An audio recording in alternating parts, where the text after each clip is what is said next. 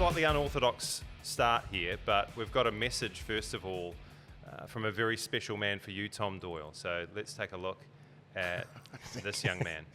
Doyley, don't worry too much, bro. Spooners has told me I got to keep this relatively short and somewhat PG, which is difficult when I'm thinking about stories involving yourself. Yeah, you can fill in the blanks with the guys there in studio. But yeah, roll the years back to when you were just a scholarship player at the Knicks. Moved to Welly, basically had quit football, didn't like it. Somehow got sucked back in. I think Gouldy managed to get you back involved.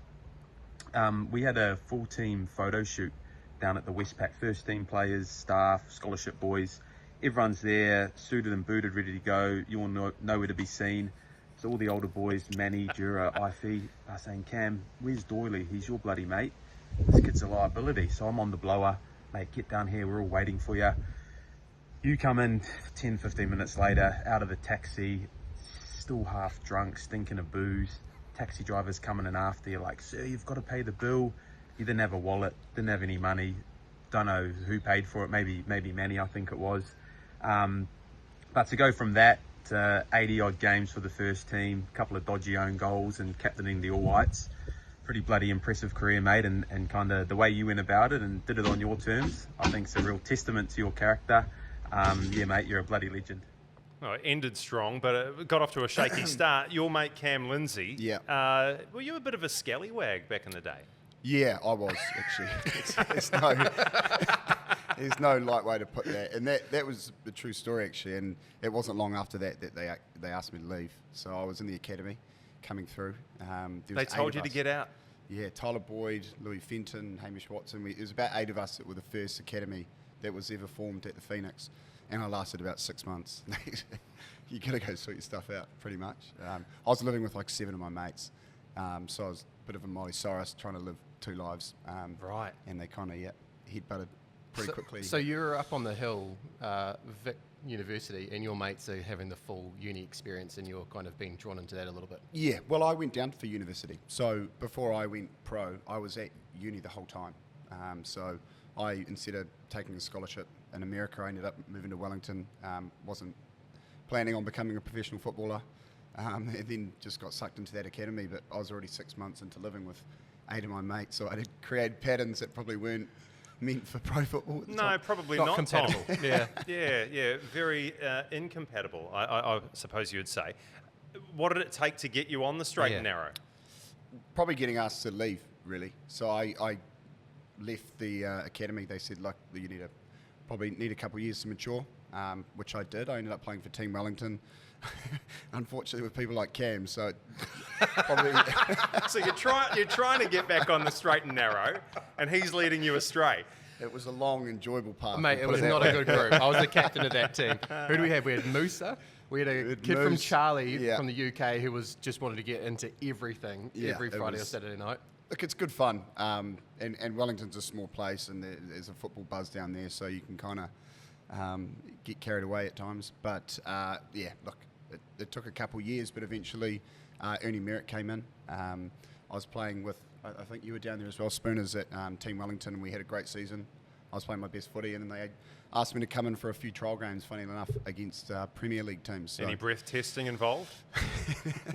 Not at that point, no. But once I got that opportunity and that second sniff at it, I just didn't want to let it go. I kind of fully committed for about 3 or 4 years. I think just and then back down. Yeah, good. So if you're an absolute scallywag at the other end of the spectrum, an absolute clean skin, is this guy right here, Kosta Barbarouses. Kosta, thanks for joining us on the Unused Subs. Is that true? Do you feel like you are at the other end of the spectrum? Because myself and Spoon and others, we've attempted to get any kind of dirt on you, and you've had such a lengthy career. We can't find anything, mate. You're spotless. I don't know about that. Look, just like everyone, probably, I had a bit of fun up to my early sort of 20s, and then I guess I did my dash early, and I just sort of knuckled down. Most of that stuff didn't really interest me anymore, and I have to say it's probably worked in my favour now. I think, the early nights and very minimal drinking, if any, I sort of have my younger self to thank for that now. playing with Kosta. He's dead right, and he's telling the truth here. Actually, he was a guy that we actually all looked up to. He had the perfect kind of balance, family man, responsible. But that's why I'm on this side of the screen, and he's still playing and scoring the goals that he's scoring at his age. So it's a testament to Kosta and how he's been as a pro. Kosta, we've had to look at stuff on the field as opposed to trying to get some yarns off it. One of them is the red card against Costa Rica.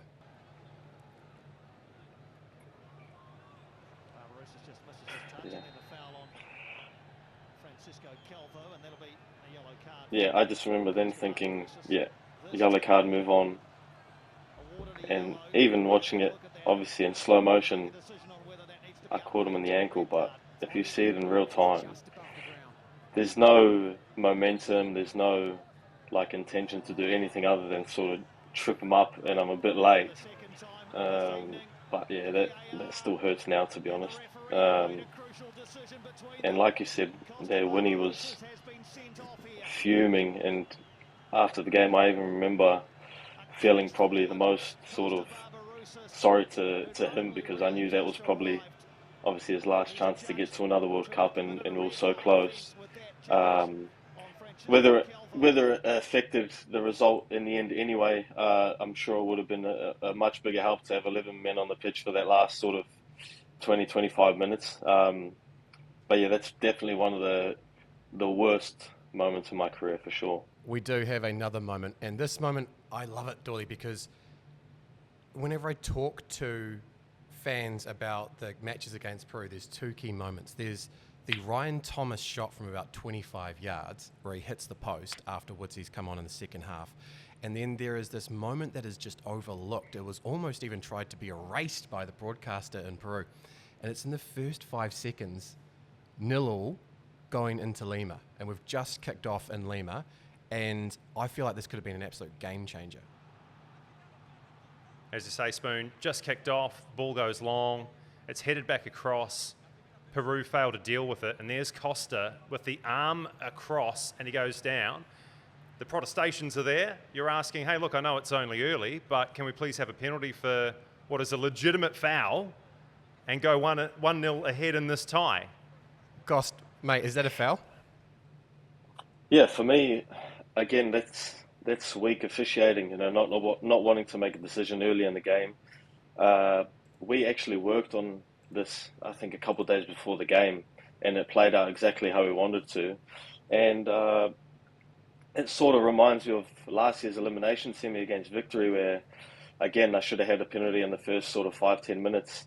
And the refs probably a bit scared to give a penalty that early in such an important game. So for me, that's an absolute penalty. It's stopping me from making a play at the ball, and again can change the complexion of a game on such a massive game, so much at stake, and just comes down to sort of weak officiating or somebody not willing to make a decision. All right, let's tie it all together, mate. You've come so close so many times. Now 34, have a wonderful A-League career behind you, just hit the 100-goal mark. We've got March coming up, mate. How tantalising and how close does that feel? Yeah, it's within touching distance now. Look, we know, this qualifying round, we're the absolute favourites, but we still need to get the job done. The semi-final against Fiji in March is going to be great. It's here in Wellington, so we want to put in a good performance. We, like I said, we win that game and nobody blinks an eye, but you still need to do the business. It's not a foregone conclusion. We still need to go out there and look. What an amazing opportunity we've got, to win 2 games now to qualify for the World Cup. And I haven't shied away from the fact that getting to this World Cup next year is a massive goal that I've set for myself.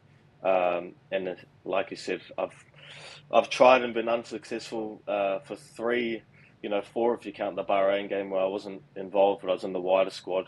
So 4 qualifying rounds that have been unsuccessful. So, I've been a part of this squad all the way through with Bays in the current cycle, and I'd love to cap it off and I'll do everything in my ability to cap it off with appearance at the World Cup next year. On the subject of cups, yourself, Kosta, and you, Tom, were sat on the bench in the Confederations Cup back in, what was it, 2017? What year was it? This is Kosta and Doyle. This is one of my favourite moments. Michael Boxall flies into a challenge after he's having his shirt stripped off. Let's take a look at what happened when the All Whites faced Mexico. Here we go, shirt getting pulled, and then he flies in on Hector Herrera. It's the best gets tackle. bumped, and then who's to the rescue? All the little guys. Because we've got wee Mac, we've got Kosta slapping and getting struck.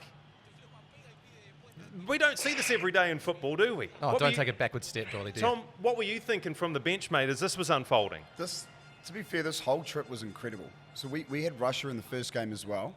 So Putin spoke before our first game, which was incredible. Wild. And then obviously this game, which was it was just all go. There was fights left, right. It was high intensity. McGlinchey in there as well. Wee Mac gets cleaned out, eh? The big man himself. And then in that moment, Kosta gets rammed from behind by Tommy Smith, and it's like, oh, what's happened here? And you realise it's friendly fire, so you can just sort of pump the brakes a little bit. You don't want to take on the beast that's Tommy Smith, do you, Kosta? Yeah, no, look, like Tom said, that was an unbelievable experience, the pre-tournament all the way through the tournament. And we'd played Mexico a number of times before that, and there's always a bit of niggle to those games. And I think that was just the culmination of everything of those previous games coming into that. And there's a lot of frustration. We'd done ever so well in that game, and it just, I think by that point, was slipping away from us. So just a number of things building up. And, like I said, I seen Ryan Thomas getting pushed away and Mikey, getting manhandled a bit. So I just wanted to come in and help. I was frustrated I didn't start that game coming on. Wanted to make an impression. So, like I said, a number of factors, but there's an unbelievable picture of that as well that does the rounds. We've got the silhouette here, Kosta, as well. Yeah. Where I've sort of grabbed the guy from behind on the face.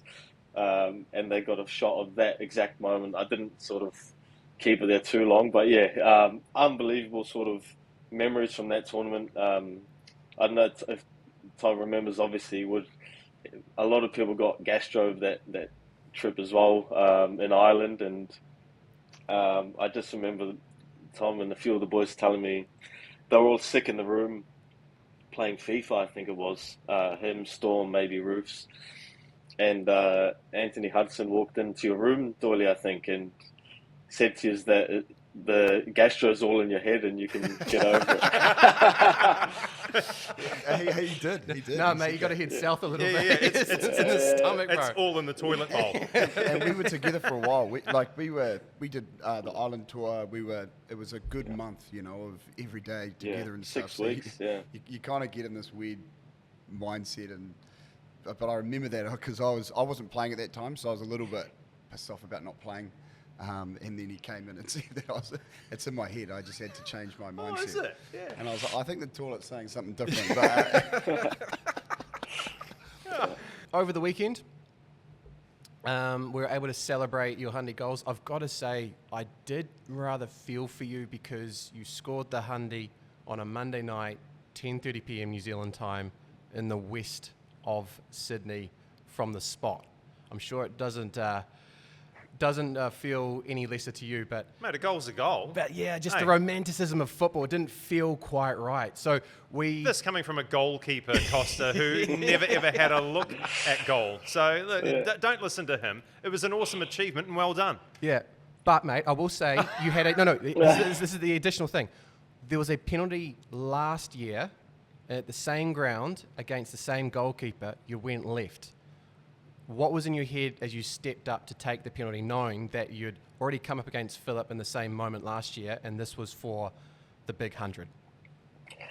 Yeah, so during the week, I always take 3 penalties the day before the game. And the day before that, I was going the way that I did in the game. All 3 that way, scored all 3. And what cemented my thoughts to go that way was Philip, when I was about to put the ball down, was saying to me, go the same way as last time, go the same way as last time is, antagonizing me a bit. So, yeah, I already had it in my head I was going that way. I did a bit of a stutter and I saw his body weight going the other way, and sort of a bit of mind games and sort of beat him at that moment of the mind games, to be honest. And, going on, into the 100 goals, it's sort of a bit like me to do that sort of, such a great achievement in the most sort of Away from the underwhelming spotlight. circumstances, I guess. Yeah. But the silver lining is my wife and kids had been away in Australia for the month, and they had actually come up to Sydney for that game. So they were there. If it happened in Wellington, they wouldn't have been there for it. So they were there. We had a great support. The little corner of yellow were there, and an amazing moment for me, my family, and everyone that's helped me in my career. And I just can't believe that I've gotten there, and at the same time, just thinking ahead as well. Tom, when you've played with and against somebody like Kosta and he brings up a milestone like that, you can't be surprised knowing the qualities that he brings to the table. Oh, absolutely. And Kosta will know. We used to have some battles when he played at Victory and I was at the Phoenix. So having him on your side is a big difference than when you have to come up against him. I remember, when we had to go to Victory away and having to come up against Kosta was an absolute nightmare. Yeah. I dreaded it. Tell us a bit about that, because when you've got him in your back pocket and you can utilise all of his ability and all of his pace, right? That is such a huge benefit for you. When you've got to defend against him and his cronies, I mean, Victory were absolutely stacked, weren't they, with Archie Thompson up top as well? Like, how difficult is it trying to contain him? Well, I've got a vivid memory. It was one of the most intimidated I've ever been when playing, and it's when you go and play Victory away, sold out crowd. Amy Park or Marvel? Amy. Kevin Muscat on the sideline, Screaming his head off. And as soon as Kosta gets the ball, I always remembered Kevin yelling at him, just run at him. And I'm like, oh, no. So he knows he's got me. He's got me for pace, skill. I'm thinking, oh God, it's going to be a long Chop night. him. Just chop him down. So in a one-on-one battle with Kosta coming at you, what's going through the mind here, mate? Because I mean, what do you try to do to contain him? What are you Aim pushing for the him knees. outside or aim for the left? Pretty much is the only way I could do it was get him early, just try to close him down as quick as possible. If he's coming at me, he could turn me inside outside, and not trying to discredit myself, but that's just a credit to how good. I think you Kosta are is. a bit. We went searching and we got a couple of messages from people that were prominent in your career. So we tried to go after the big man, but apparently Ange is a little bit busy at the moment, Kost, so we didn't get anything from him. But we got a message from Kevin Muscat. There were messages from Archie Thompson, Andrew Durante, Marco Stamanic sent one through. Woodsy wanted to, mate, but he got caught up in the media around his re-signing. Yeah. Those got put up a couple of hours before the game. What was it like seeing those messages come through? It means a lot. I mean, it's sort of more makes me happy that those people are happy to make a video for me. I don't think they'd be willing to do that or particularly want to do it if the relationship wasn't there or if they, didn't fancy it for whatever reason. So I'm happy about that. I always try to be a good teammate. So I think it's more gratifying in that way. Such amazing players recognizing the achievement as well is super special. And I've, like you said before, I've tried to be a pretty selfless sort of player throughout my career. Maybe a little bit different now as a striker, but definitely as a winger. But look, it's it sort of made me well up a bit seeing that stuff. Just legends of the game doing it on my behalf too. So it was pretty humbling. One of two of the most important goals that I can think of. I don't know if you recall this, Kosta, but about 4 years ago, I actually had you as a guest on the Kiwi Football Fix when it was just like me and a guest, and you were with Sydney FC at the time, and you'd just come off a bit of a goal drought, and you managed to score a couple of goals against the Wellington Phoenix. And if we can, I just want to take a look at them now, because it was more than a year had gone by since you'd scored an open play. Down Johan again. Barbarouses, great finish. Sydney FC lead. That's what you get with Alex Baum-Johann in your side. A sublime pass, and Barbarouses good enough to finish it off. Flicked on here, Barbarouses hunting around for the scraps. He's in. Kosta! Bounces back to form, big time. Games against the Phoenix always held a special place with me and would help me sort of get up for it because obviously the club's where I started, but you also want to show the people of Wellington what that I've come from there, that I've turned out all right, and always want to make a good account for myself. So I think the Phoenix fans will be pretty pissed off every time I scored against them, but it'd make me pretty happy because I knew everyone that I know from back home would be watching those games too. So always gave me a bit more motivation, at the Phoenix's expense at the time. But I was pretty happy with both those two goals as well, to be honest. Pretty good finishes there. What about the pressure that comes with being in that situation where you're in a goal drought and people are expecting big things of you and it's just not coming? We're here celebrating your 100 goal milestone. What happens if you don't score against the Phoenix that night? And what happens to your A-League career if you don't score that night? Talk to us a little bit about the pressure that comes as being someone in the front line and you're not scoring goals. Yeah, there is a lot of pressure, and I think obviously with myself and many others, there's, because of the reputation maybe that I've built, there's a higher expectation there. And look, I just have to trust in myself and the work that I do, that things will come right. I also remember in 2015 with Victory, 2014-15. Started the season, like a house on fire, won the Player of the Month, but didn't score for, I think, 15 games. I was playing some of my best stuff at the time as a winger, but could sense the fans were getting on me. But, I wasn't doing anything different.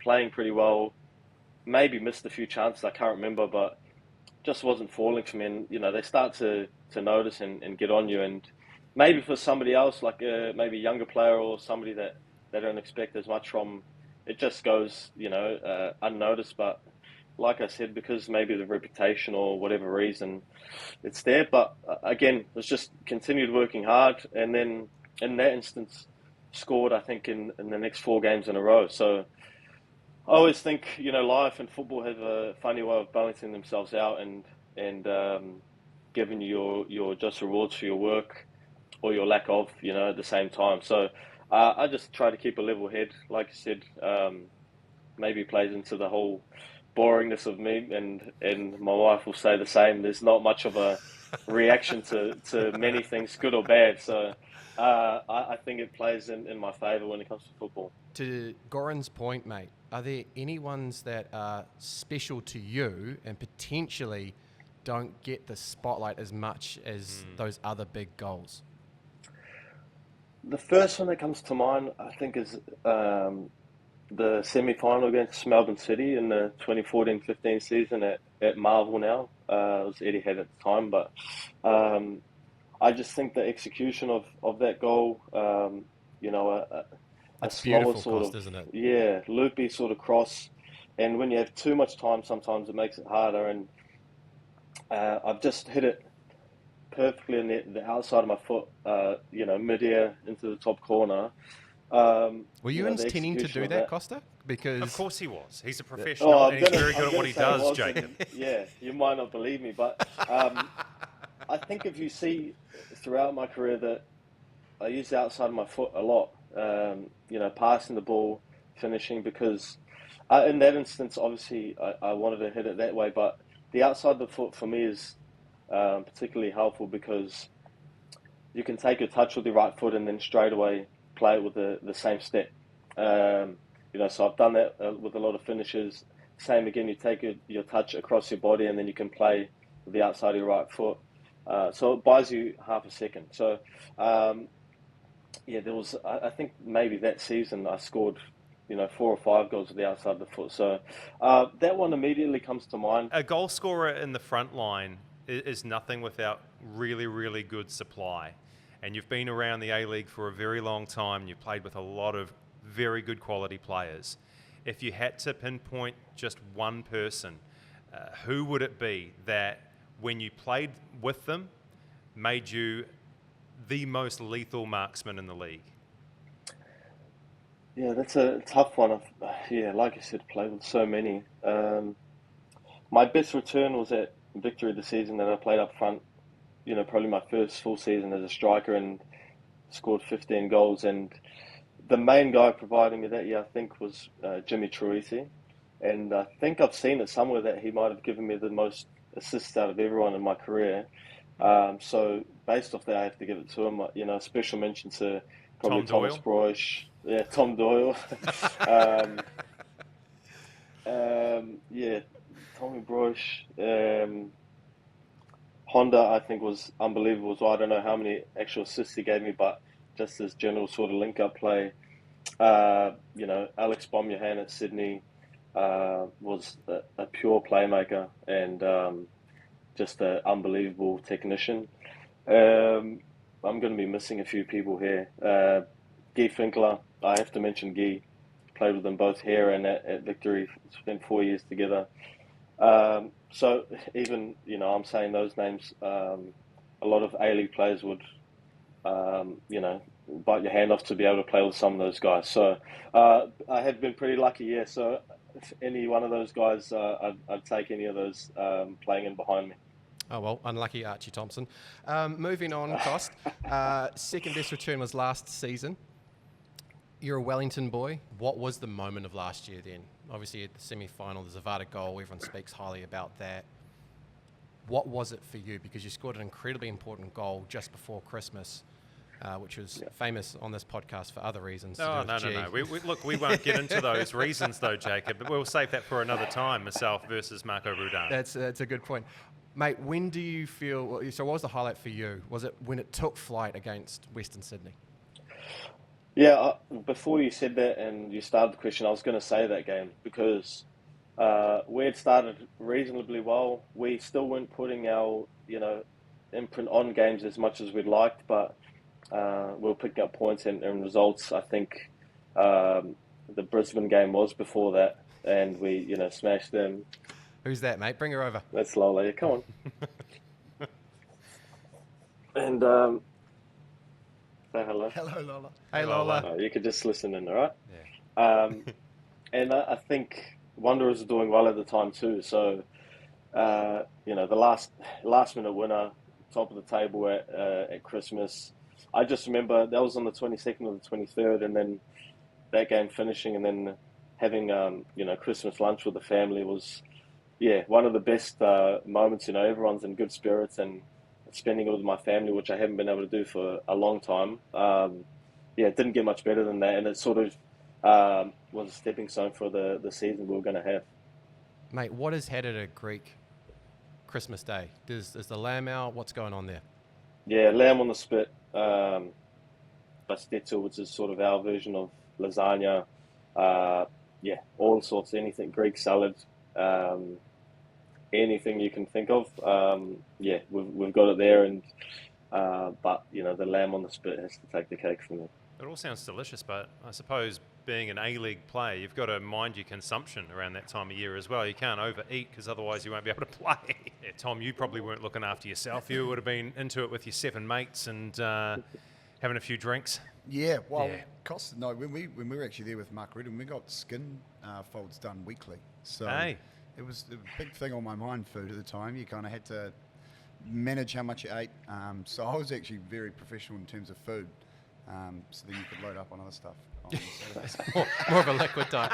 And this is why I could never be a professional athlete, because I love chocolate too much, confectionery. I love burgers. Oh man, I would have 2 burgers. I had 2 burgers in one sitting the other night. Do you love fish and chips? Love fish and chips. Because I have heard that a fish and chip shop in Strathmore, the Acropolis, is basically a shrine to Kosta Barbarouses. Is it? Yeah. Who owns that particular fish and chip shop, Cost? Yeah, so that's been passed down from my grandparents to my auntie and uncle now. So it's been in my family for, I have to say, probably a good part of 25 years. I've worked there once or twice as a 11 or 12-year-old and never went back since. Nah, I'm not on the till making the crumb fish. So Nice. Is that the retirement probably, plan? yeah, circa 2001, 2002, if you had a crumb fish from there, it was me making it.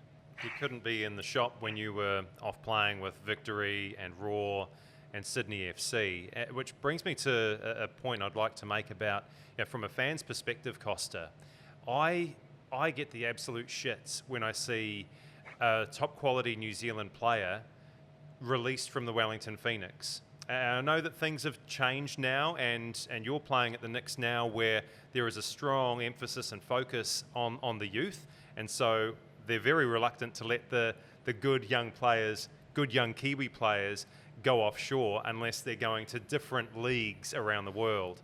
What were the circumstances around your first two departures from the Wellington Phoenix? Because, man, I was gutted to see you go. I saw real potential in you right from the get-go, and then to see you pop up across the ditch playing in the same competition as the Wellington Phoenix. But how did that occur? Well, maybe a long-winded answer coming up here, but the first time, again, as a 20-year-old coming off contract, it was very strange. It was, I remember Ricky, we were getting on a flight and I was behind Ricky, and he had just sort of turned around and said to me, "We want to keep you here for 2 more years," or something of that sort of, something to that extent. And I said, okay, and never heard anything back for a while. So I was getting close to the end of my contract, and again, I've said this before, there's a few A-League clubs, Newcastle, Adelaide and Brisbane, interested in bringing me over, and settled on Brisbane pretty much because of Ange. And that was pretty much it. Obviously, we know the rest of how Ricky responded to me leaving after not really doing much to keep me there, or any dialogue past that quick glance in the just before the plane. And then the second time, I'd initially signed a 3-year deal, stayed for the first year, and to be honest, it was a bit of a mess. What was going on?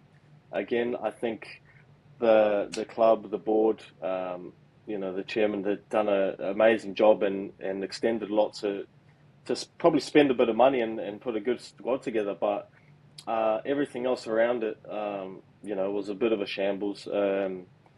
And I just remember thinking that I can't have another 2 years like this, and where to from here if I spend another 2 years like this, So looked, had a good chat with Domi at the time, and worked out a way to sort of excuse myself from those 2 years. So probably lucky I did. I don't think the next 2 years went too well for the club in terms of there was a bit of stuff to sort out, and probably a bit of a selfish move, but I just thought, like I said, another 2 years like that, I don't think I'd still be here playing today. Definitely, that's how dire I thought the situation was. So definitely disappointed how both stints panned out, to be honest. What are the changes that have occurred from when you left for the second time to now? Because it seems like a much more stable environment compared to what you were describing in your response there.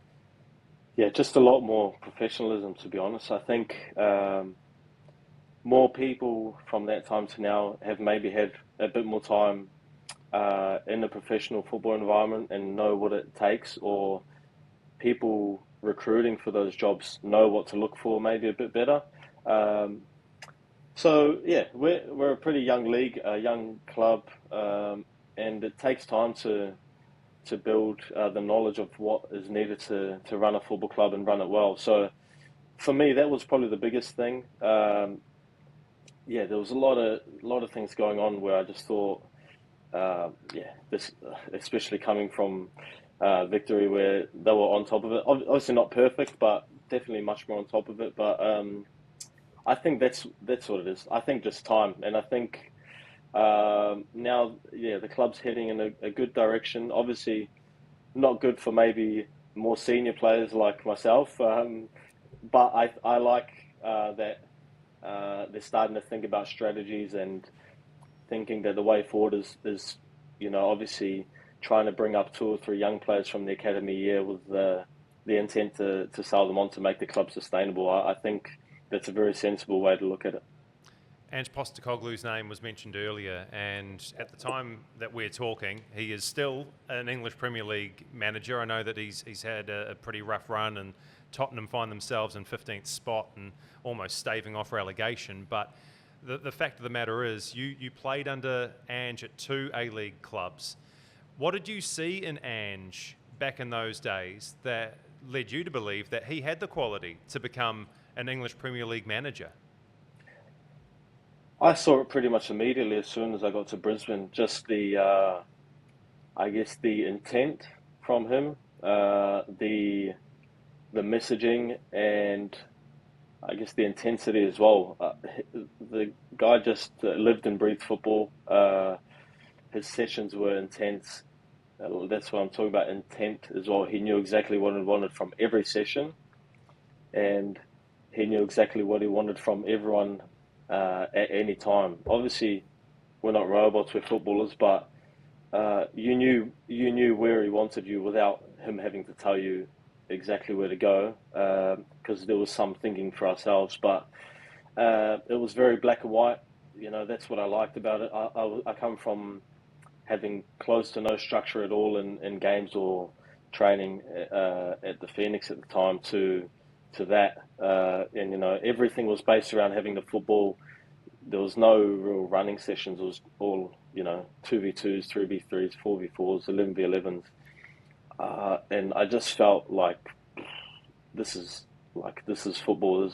I love this, and it was all down to him. Obviously got the best out of me, the best out of probably most of the squad that was there. We were a bunch of guys that had something to prove. And he made us all kick on. And if you look at that group, what they went on to achieve, I think you probably wouldn't have picked it before Ange had got there. So I just really liked his intensity, his love of the game, and how clear his messaging was. Look, you 3 have experienced some incredible moments in the A-League. There's no doubt about that. But what about offshore adventures? I know, Tom, you and I, and probably Spoon was involved in these conversations. You had a very brief stint in Germany. Kosta, you went to Russia and then also played in Greece, but for very short periods of time. Tom, what happened with you offshore, and why was it such a short-lived moment in your career? So when I left the Phoenix, I'd never heard of the club. It was at Chemnitz, so Bundesliga 3. And my agent had been in touch with them, and they were talking a bit, and then they kind of offered me a 2-year contract. So I went in on the blind a bit. I'd been at the Phoenix, down in Wellington since I was 18 years old. So, that was what I knew. It's all I knew, really. So, look, I'm glad I took the opportunity. But as soon as I got there, my partner stayed back in New Zealand. As soon as I got there 2 days in, I was like, you can't come here. Like, it was East Germany. The week I arrived, our captain, a guy called Daniel Fran, you can look it up. He was a full Nazi, so he got sacked. Our fans were called the Hunaras, which is hooligans, Nazis, racist. So I was just way over my head. It was a shithole. I need to get out of here. Yeah. No Google or due diligence going in. No, none whatsoever. I was in Bali actually when I got sent the contract. Say no more. Say no more. Back to the beach. I had to tell Caitlin. I said, I'm going to Germany. So, look, they are hard conversations to have. But the plan was for her to come over with me. But then, like I said, as soon as I got there, it was like a 30-minute drive to get a coffee anywhere. Like I was in farmland and German coffee ain't great either. I've got to say, it's impossible to bond with your fans when that's their moniker as well. Like if that's what they're into, like you can't relate to that. Yeah, and it didn't take long. I think I was there. Hope not. Well, can you relate to it? No, absolutely. I did shave my head just to blend in. But did you actually? So was that intimidating? Oh, it was. Yeah, it was. It was. to the point literally where I said to Caitlin, you can't come over. Like it's No it's chance. not really, it's not a good environment. So I gave that about 4 or 5 months, and then I just went into the office and said, I'm going to leave. I don't want to be here anymore. Yeah. And so I had to sign a 12 or 18 month ban on signing for another European club.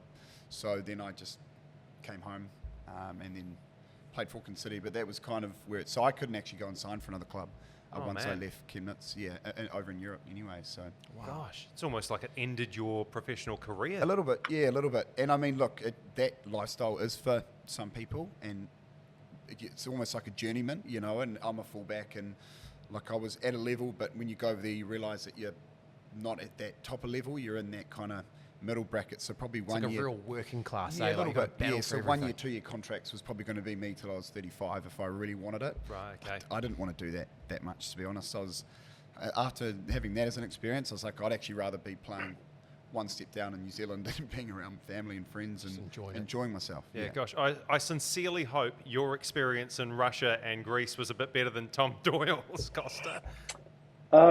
Greece, definitely. I had time in my life there, but it actually really similar to me, Doyle, in terms of after my time in Russia. Obviously, I had the time in Greece, but coming back to Victory, I never really had the desire to go and chase it.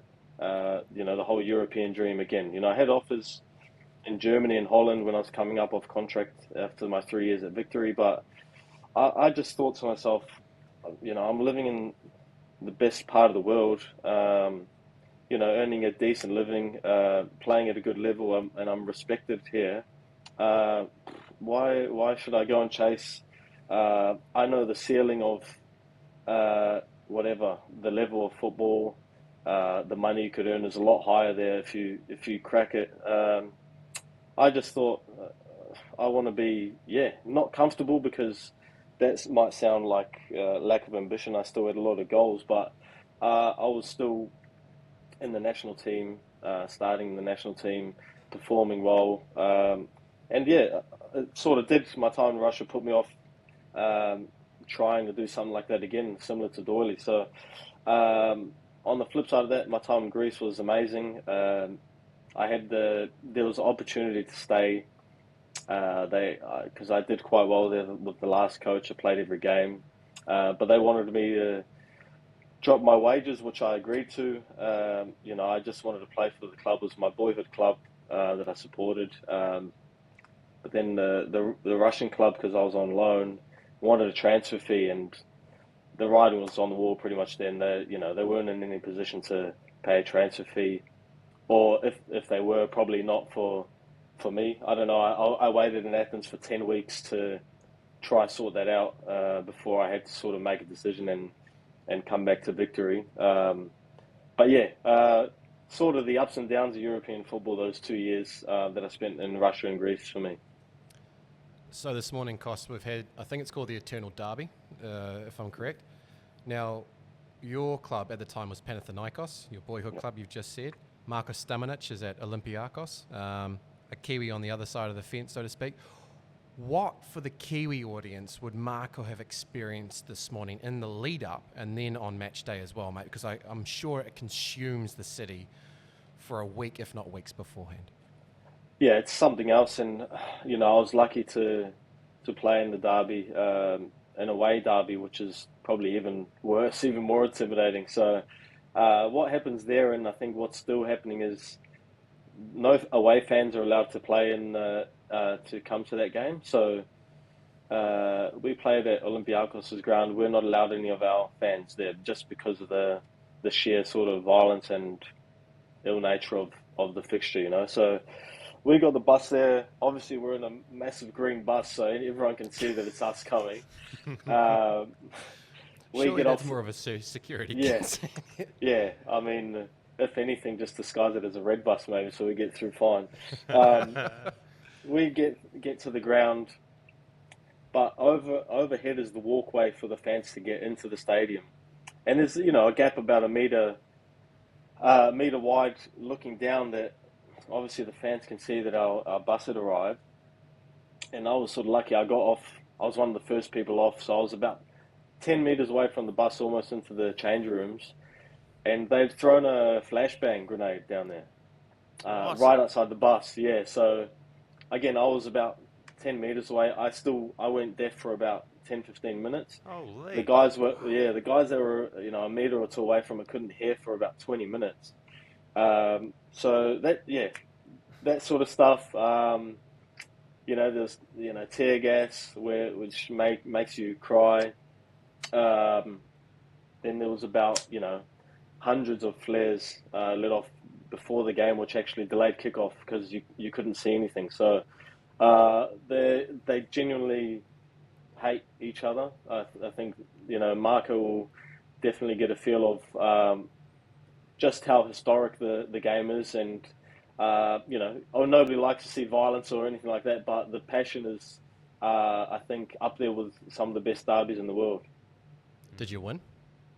We drew 1-1, which was a good result for us. I had a 1-on-1 that I should have scored. A good friend of mine as well went around the keeper and hit the post and open goal. So on the balance of it, we should have won. They were a much better team than us at the time, but should have won that game. But I think we were pretty happy with the draw as well. Yeah, 1-1 up against the tear gas, the flashbang, the smoke. Wow. Sounds like a Kiwi derby at Mount Smart, doesn't it? Wellington Phoenix against the Black Knights. Yeah.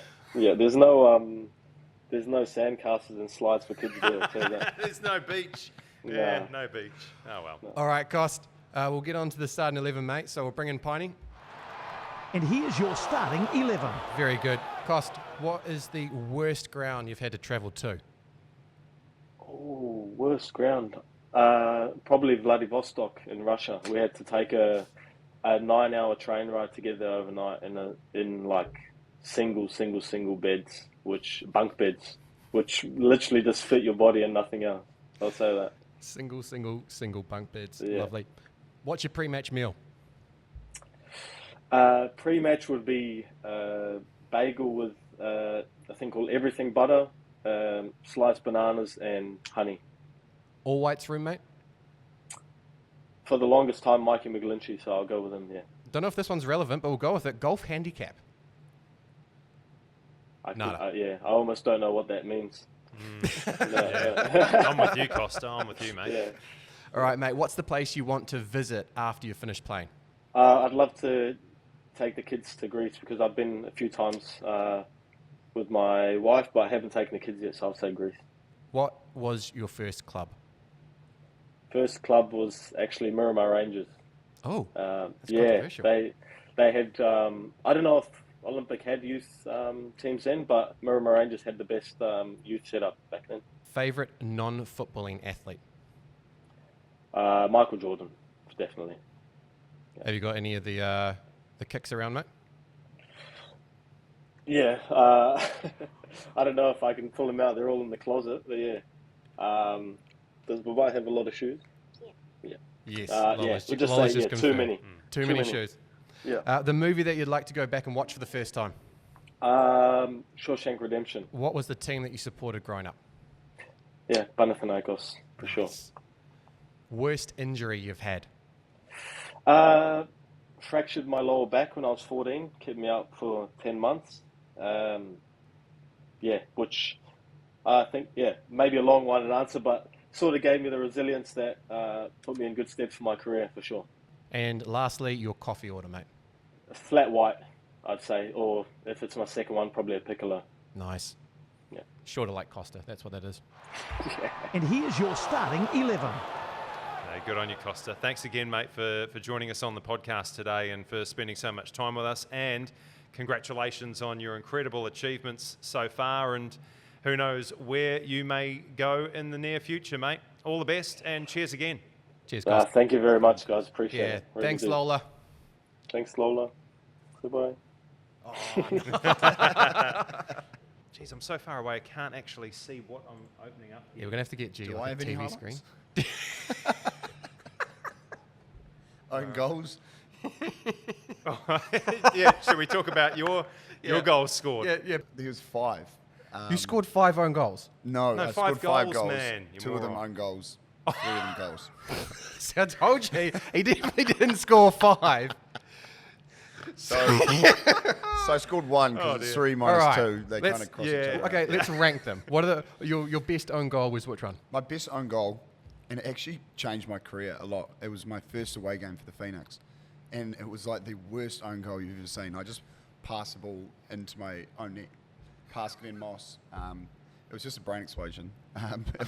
Under no pressure whatsoever. After this, go and watch it. It's like, what are you doing? Kind of thing. It was incredible. Well, what were you doing? Yeah, Talk us through were you it. being harried I by went to pass somebody? back to Or? Glenn Moss, and he was thinking Wasn't there. something else and wasn't there, and it just rolled straight back into the net. This So- is 4 minutes into my first ever away game. for the And Phoenix. it's City or is it Victory? It's Central Coast Mariners Oh, away. there you go. That's not too bad. But then Ernie Merrick loved me more because I ended up playing really well that game, and I crossed in a ball to Jeremy Brocky to win 3-2. Okay. And so- Brilliant. It's a All right. redemption arc. Yeah. In his head, he redeem. was going, this Redeem kid's got yourself. it. He's got balls. So Nice. it was the worst goal, but ended up being a great thing for me. For kids at home, you don't need to score an own goal to play well and impress a coach, just FYI. I know that we've had a bit of fun here today and sort of, we joke around, you're a scallywag and Kosta the clean skin, and you did things probably a little bit interestingly in your early More days. colourful? And Yeah. a little bit more Windier colourful, but- Windier Road. Mate, yeah. I'm not just blowing smoke up your ass here. I really loved watching you play, Tom. I thought every time you're out there, you were a wholehearted player. You were strong, real tough. So, I thought you were an absolutely wonderful player, mate. No, I appreciate that. I mean, Yeah. that was one thing that my whole career was based off. It was just hard work. Look, as we discussed before, I did enjoy myself in my younger years, but like people forget, I didn't make the under-17s New Zealand team. I didn't make under-20s or under-23s. So And you then just like skipped the system. just skipped the system, and I just kind of kept in the background working hard, and then, all the people that made the under-23s, I was really the only one that kind of cracked on and made it pro. And then, I got a call when we were in off-season, and it was for the All Whites, and obviously a few players were missing. We didn't have Woodsy and Boxy and stuff, the usual, candidates, and got the call and said, look, do you want to come to India? We're doing a trip, and we want you to captain the team. So Amazing. to go from not playing any of that rep team when I was younger to being Yeah. able to be given the All Whites armband for a tournament's pretty special. Absolutely surreal. Incredible, mate. But hard-earned and well-deserved. Yeah, appreciate that. I do. Hey, Spoon, Yes. we're running out of time rapidly. Yes. Can you hit the blue button, please? Oh, it's hit off the post. Let's see where the mail comes to us from this week, shall Beautiful. Hey guys, Coops here at Wellington, loving the new show. Do want to get your thoughts though on what the Phoenix goalkeeping situation should be now, and I guess what happens to Josh Oluwayemi after obviously the last couple of weeks that Albert Kelly Heald has. Do you reckon Josh stays, whether that be now or at the end of the season, given he was re-signed so early on in the new season? Keen to get your thoughts on that. Cheers. we? Thanks, Coops. Resident goalkeeper Jacob Spoonley. I don't know if there's a place for him. What about you? It's a complicated situation because he's come in to fill the shoes of AP, so he's always going to be assessed against what happened last year. I think maybe doesn't play into his natural style, and I think he was trying to work it out for a long time. Compounded the pressure with a couple of mistakes, which is never good. Within the A-League, you are only allowed to bring in 5 foreign players. So for Australians, Josh is one of them. and Josh is one of them. That then becomes a question of, is it the most efficient and effective use of the spot and resources to have a foreign goalkeeper in the backup spot? And I think ultimately the answer is going to be no. So there's a bit of pressure on him now to not only refine his form, but also to get back in ahead of Albie. Tom, I don't know about you, man, but like when he's got the ball at his feet, he looks really comfortable. He's an imposing figure as well. He's tall like his twin. What have you made of his first efforts for the Phoenix? I think he's come in and taken his spot, and I think it's hard to then go and say that he shouldn't be playing, right?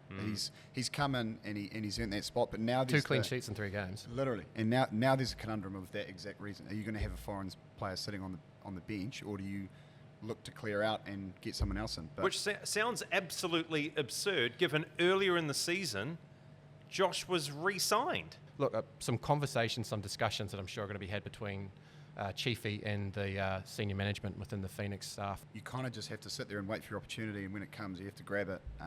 But that can also turn back very, very quickly, and we could be here in 3 weeks going, oh, imagine if they let him go, and now they've got no keeper, right? So Yeah, that's right. And And they've then only you've got to got call up youngsters this in there guy. as well. Yeah, exactly. Yeah. Call up this His guy and he spinners can do a job. out of You're still retirement, young yeah. enough, mate. You're still fit enough. You could do it. Thank you, mate. Thank you. No, apparently not as young and as fit as Tom Doyle, my wife's size. So there we go. It's a good place to finish it, mate.